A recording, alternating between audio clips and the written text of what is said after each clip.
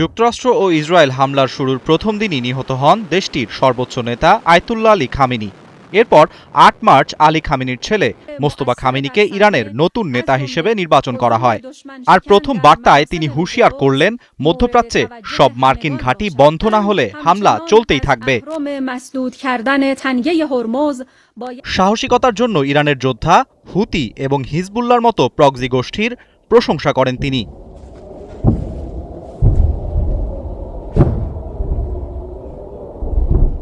এদিকে ইরানে হামলা বন্ধ করে আলোচনার টেবিলে ফিরে আসতে যুক্তরাষ্ট্র ও ইসরায়েলকে আহ্বান জানিয়েছে রাশিয়া। চলমান সমস্যার কূটনৈতিক সমাধানের বিষয়ে জোর দিচ্ছে রাশিয়া, জানালেন দেশটির পররাষ্ট্র মন্ত্রণালয়ের মুখপাত্র মারিয়া জাকারোভা। বললেন, চলমান যুদ্ধ দিন দিন উদ্বেগজনক হয়ে উঠছে। আমরা ইরান, প্রতিবেশী আরব দেশ এবং সকল বেসামরিক লক্ষ্যবস্তু এবং অবকাঠামোর ওপর হামলাকে অগ্রহণযোগ্য বলে মনে করি।